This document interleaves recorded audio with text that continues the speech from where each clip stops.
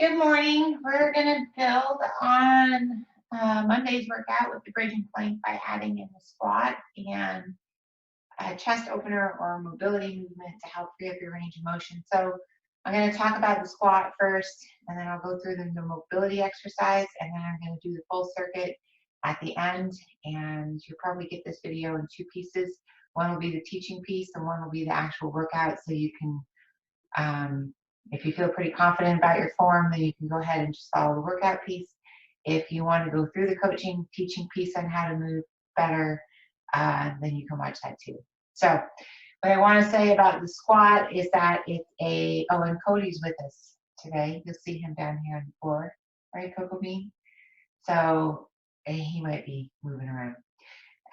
So anyways, what I want to say about the squat is most people think of it as a hip and knee movement, and they forget that it's an ankle movement. And the biggest joint, so it's a 3-joint movement, ankle, knee, and hip, and your ankles are actually the most limiting joint in the squat.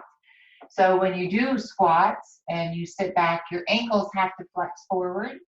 And if you're someone like me who has limited range of motion in your ankles, for every degree that your ankles don't flex, your back has to flex.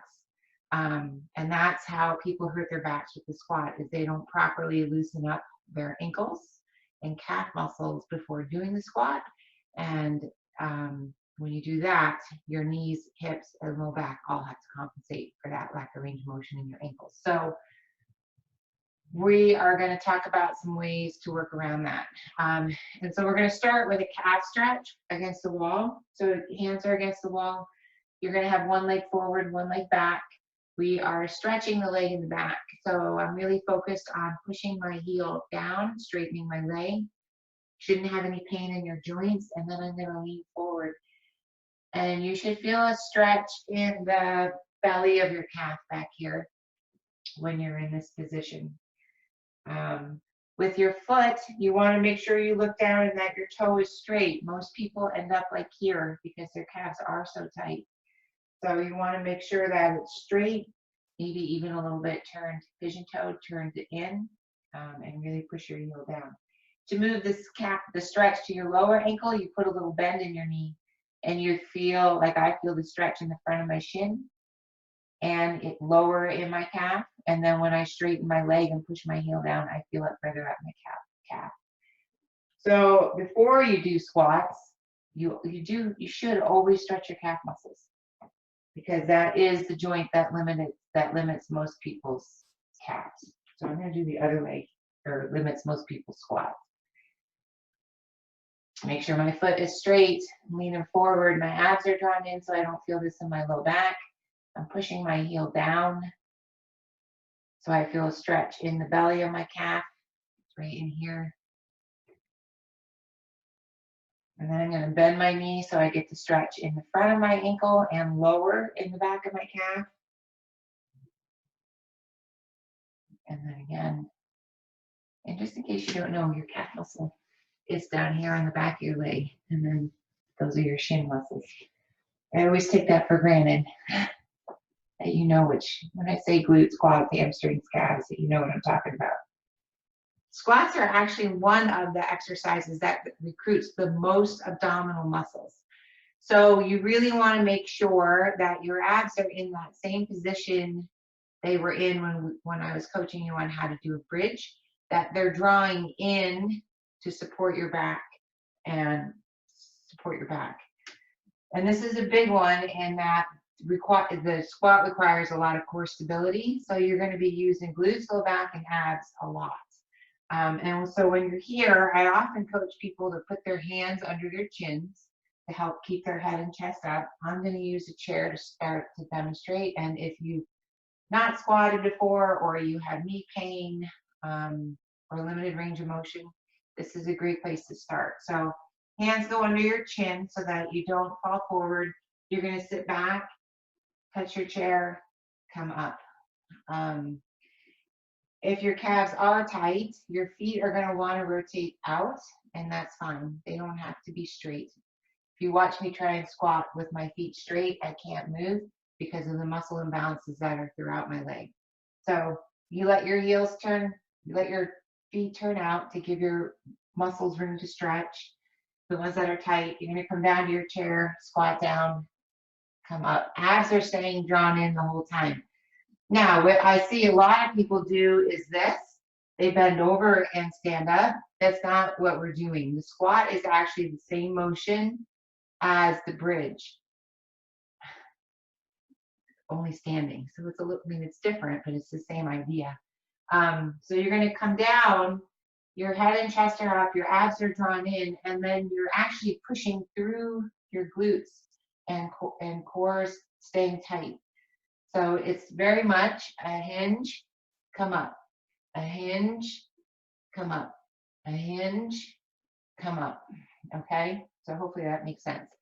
Now, if you'll see, this is a great test for you to do.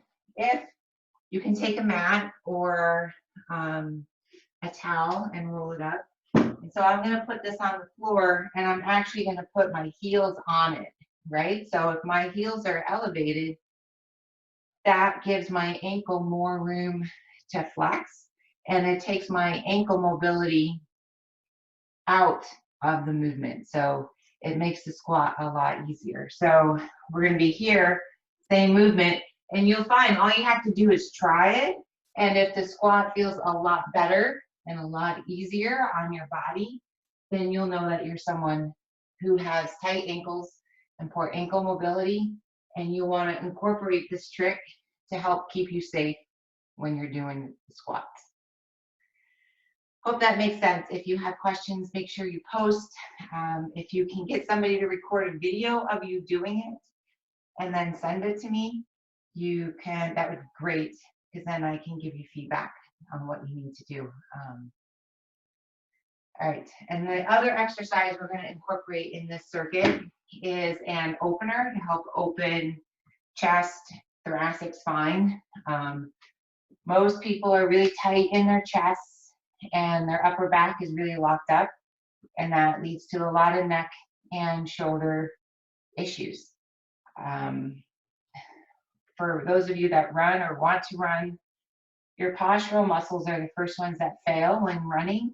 And so people are running and then they end up here because their chest muscles are too tight and their back muscles are too weak, and their posture fails. And when your posture fails and everything comes forward, your spine has to support everything up here, which then puts a greater load on your low back.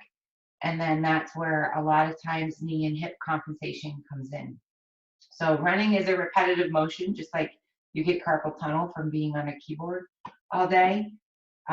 Most people get injuries from running because their posture fails and they keep pushing through on the run. So posture is a biggie. So this one is an opener. You're going to have one knee on the ground and then the other foot. So you're kind of in a half kneeling stance, I guess we'll call it. You're going to bring your hands to the floor. So both hands are down on the floor. You're going to take the elbow closest to the foot that's out in front, and you're going to reach down to your ankle with your elbow. So you're going to feel a big stretch through your hamstring. Possibly you're going to always go slow the first time you're doing something. Pay attention to what you're feeling. You should feel muscles stretch. You should never feel pain, right? If you feel pain, you have to let me know. All right, so we're here. You're going to reach down, and then you're going to turn and look for the ceiling. And then you're going to reach back down and turn and look for the ceiling. And so you should feel stretches in your hamstring and glutes. And when you turn and look for the ceiling, I'm going to do the other side so I can look at you while I'm doing it. We're here, big stretch. And then you're going to turn, look for the ceiling. I have a stretch coming across my chest, and I feel a little bit of work in my upper back as everything starts to loosen up. You should be able to get to here, and you should be able to get elbow to ankle, right? But you might find that you might find places where you're stuck. So you might be here to here. And that's okay. Just let me know. And again, if you send me a video, then I can see what muscles are tight and send you stretches to help loosen everything up.